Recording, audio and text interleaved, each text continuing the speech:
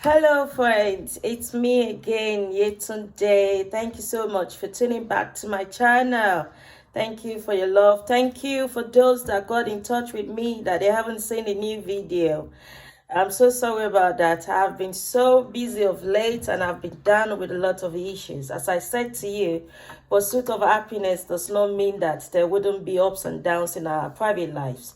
So I experienced mine this week, last week, and as a result, I couldn't just put myself through to do a video. You don't preach what you cannot practice.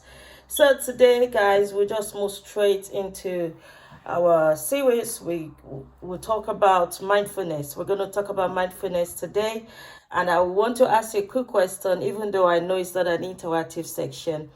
What is mindfulness to you? I know usually when you talk about mindfulness, people talk about mediation.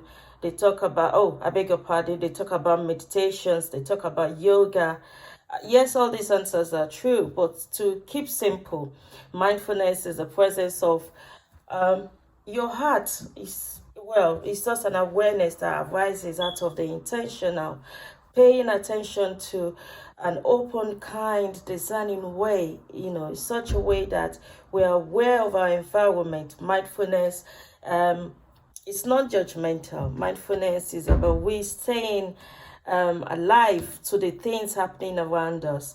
Mindfulness is awareness, if you allow me to use that. So, guys, we'll just talk about the component of mindfulness. So, the component of mindfulness can be meditation, as I've earlier said, and we all know meditation is the training of our mind for relaxation.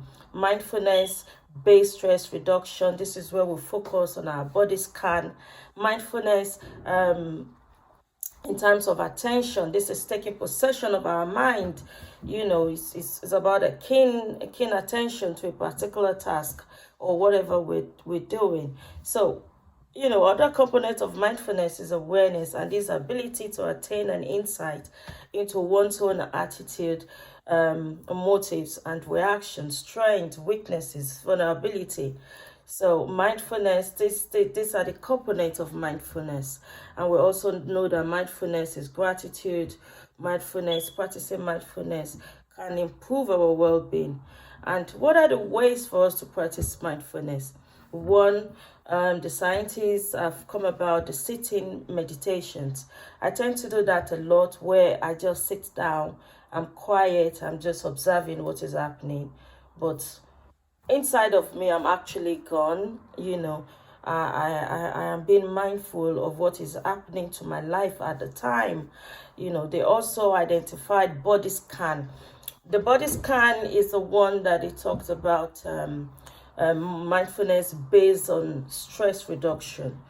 These scientists have come about a medium where you can actually sit down and in your mind, you body scan your whole body. That means every part of your body. It's quite an interesting exercise. I've practiced it, and I can also feel how soothing it was to me.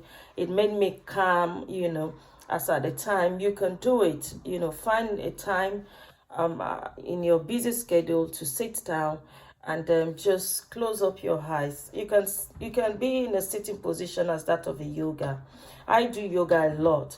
So if you sit down and you just meditate, so you body scan, you're meditating through body scanning every part of your body. You're trying to get your focus in a place, whereby the mind is not traveling eta skata. You're trying to capture your full body in your mind. That's what the body scan theory was all about.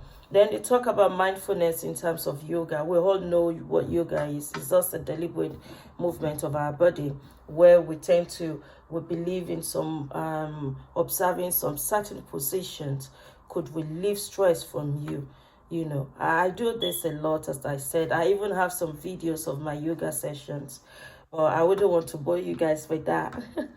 So this is what the scientists are trying to say in our ways that we can practice mindfulness. So they went further to tell us about the benefits of mindfulness. It's with no doubt that we know that it will boost our individual well-being, because when you try to focus your mind on something, when you try to to set yourself aside to meditate about your life, this will improve who you are. You tend to know who you are. You tend to have a sense of identity of yourself. So they went further to say that one of the benefits of mindfulness is that it increases our emotional skillfulness. And what it means is, by practicing mindfulness, you would have an understanding of yourself. It shows your whole full emotion in place. It also says that it increases our empathy, which I find that to be very true. In a situation whereby you're too busy, skater, you don't tend to concentrate on so many things. They might tell you, oh, somebody had an accident. Oh, really? Oh, okay then. But when you are in the art of mindfulness, you're taking into consideration, taking account of the whole incident. Then you're like, oh my God, she had an accident. How? What happened? Where is she now? Is it a fatal one? You tend to ask, sort of reasonable questions. So these are the things mindfulness does to us. It also helps us with our stress response. It's believed that if you practice mindfulness, your stress hormones, which is your cortisol, should be down to an extent.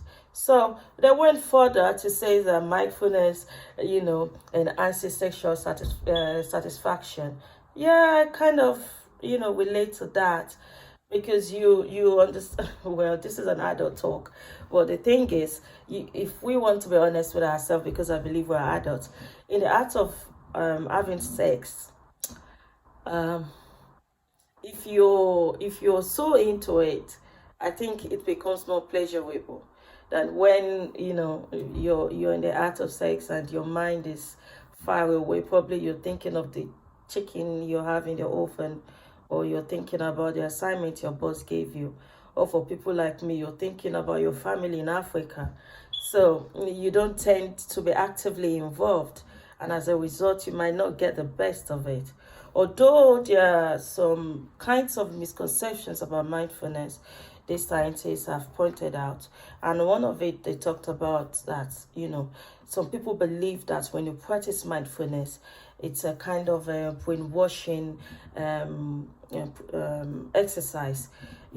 Some believe that it blinds you out from the reality, because then you try to stay optimistic of every situation that is happening around you.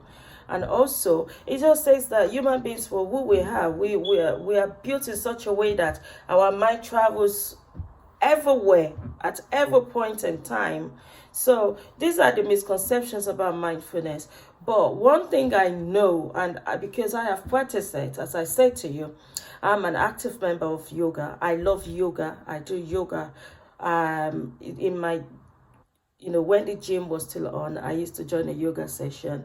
And even when, as a result of COVID, everybody's at home, I joined my yoga exercise on YouTube with Adrian. And I will say to you, doing the art of exercising this, participating in this yoga exercise, I tend to be calm. I tend to not only to be aware of my environment, I tend to pay attention. It makes me relax. I sleep better, which I know in turn would help my well-being, because, as I said to you, I suffer some health challenges. At every point in time, I tend to make it a point of duty to look after myself mentally, and as much as physically, spiritually, in every areas you can put it through. So guys, I'm going to end this video now. I'll name this part 1, and I'll start the part 2, where I will talk about mental habits to happiness. Thank you so much guys for watching. Bye.